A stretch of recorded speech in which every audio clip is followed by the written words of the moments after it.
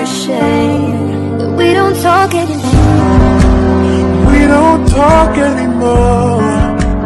We don't talk anymore like we used to do. Selamat pagi, siang, sore, ataupun malam, Bu Suin dan Bu Anggun.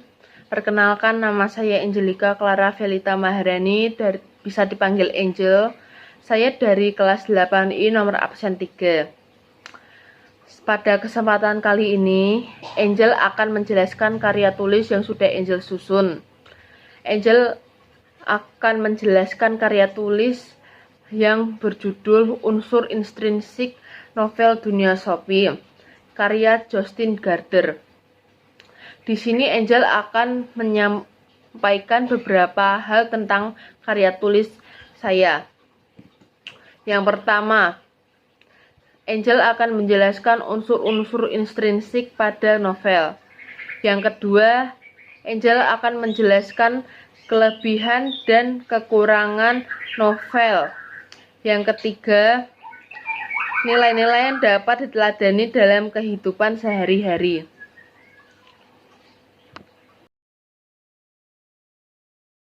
Pertama ada tema. Tema pada Dunia Sophie adalah sebuah novel filsafat berkisah tentang seorang gadis berusia 14 tahun yang sebelumnya hidup dengan wajar seperti anak-anak seusianya.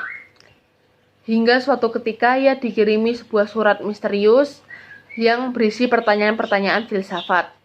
Selanjutnya buku ini akan membawa kita ke dalam dunia filsafat, menembus sejarah mulai dari masa jahiliyah, di mana orang-orang percaya pada dewa, hingga masa di mana kita berdiri saat ini. Yang kedua adalah tokoh dan perwatakan. Pertama ada Sophie sebagai tokoh utama pada novel Dunia Sophie ini. Sophie memiliki sifat rajin, baik hati, pantang menyerah, dan pekerja keras. Buktinya adalah Sophie mau mempelajari tokoh-tokoh melalui filsafat-filsafat, tidak mau menyerah untuk menemukan filsafatnya sendiri. Setiap pelajaran, Sophie mau berpikir keras sebelum ke pembelajaran selanjutnya. Yang kedua adalah Mother. Mother memiliki sifat baik hati dan penyayang, yang selalu mengasihi sayang Sophie. Buktinya, dia merawat Sophie dengan kasih sayang yang berlimpah. Yang ketiga adalah Alberto Knox. Alberto Knox memiliki sifat jenius dan pantang menyerah. Buktinya adalah ia yang mengajarkan Sophie tokoh-tokoh melalui filsafat, pantang menyerah untuk mengajar Sophie. Yang keempat adalah Albert Knox. Albert Knox memiliki sifat penyayang. Buktinya ia selalu memberi hadiah kepada putrinya, Sophie. Berikutnya kita masuk kepada alur pada novel Dunia Sophie. Alur yang digunakan yaitu alur maju, memiliki 5 tahapan. Yang pertama adalah pengenalan.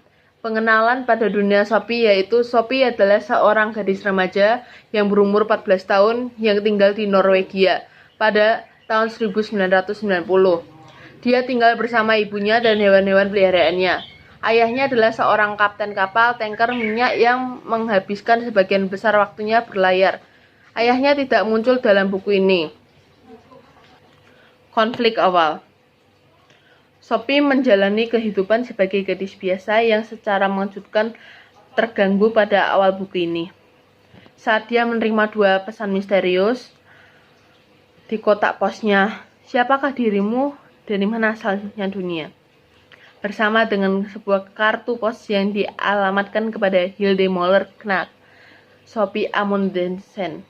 Tak lama kemudian, dia juga menerima sebuah paket berisi pelajaran filsafat. Komplikasi. Dengan komunikasi yang misterius ini, Sophie menjadi murid dari seorang filsuf berumur 50 tahun. Alberto Knox. Dia mulai menghubungi Sophie tanpa menyebutkan identitasnya, tetapi sepanjang cerita perlahan-lahan memunculkan identitasnya yang sebenarnya. Dari dialah semua surat-surat dan pelajaran filsafat yang dikirimkan kepada Sophie. Alberto melanjutkan pelajaran filsafat kepada Sophie mulai dari masa Yunani sebelum Socrates sampai ke Jean-Paul Sartre dalam bahasa yang dapat dimengerti oleh remaja. Klimaks.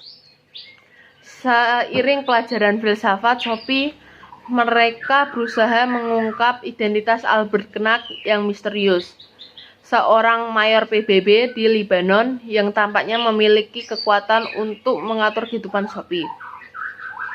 Terganggu dengan kemahakuasaannya, Alberto menyusun rencana untuk membebaskan dirinya dan Sophie dari genggaman Albert Knack. Penyelesaian. Pada akhirnya diungkapkan bahwa seluruh kehidupan Sophie adalah buku yang ditulis Albert Knack sebagai hadiah ulang tahun putrinya, Hilde Moller Knack, yaitu ke-15. Rencana Alberto kemudian berhasil melepaskan hidup Sophie dan dirinya dari campur tangan sang mayor. Untuk unsur instrumensi ketiga, ada latar terdapat 3 latar, yaitu latar tempat, latar waktu, dan latar suasana. Latar tempat dan latar waktu. Latar novel Dunia Sophie dari abad sebelumnya, zaman Socrates, Plato, Aristoteles, abad pertengahan sampai abad ke-20, tepatnya pada saat buku ini ditulis, yaitu tahun 1990-an. Latar suasana. Latar suasananya di situ yaitu agak menegangkan. Kita masuk sudut pandang. Sudut pandang pada novel Dunia Sophie yaitu sudut pandang orang ketiga. Gaya bahasa. Untuk gaya bahasa pada novel Dunia Sophie ini, gaya bahasa yang digunakan adalah hiperbola, personifikasi, dan ironi. Sekarang kita masuk kepada amanat. Amanat pada novel Dunia Sophie ini yaitu jangan takut menghadapi tantangan filsafat. Kelebihan dan kekurangannya. Kelebihannya adalah bahasa yang digunakan itu dapat dipahami oleh semua orang. Kekurangannya adalah ceritanya terlalu bagus sampai Angel tidak bisa menemukan kekurangan dari novel Dunia Sophie tersebut. Nilai-nilai yang dapat kita teladani dalam kehidupan sehari-hari yaitu jangan pantang menyerah, rajin dan baik hati, dan bekerja keraslah untuk mencapai sesuatu yang kita mau. Sekian dari Angel, terima kasih.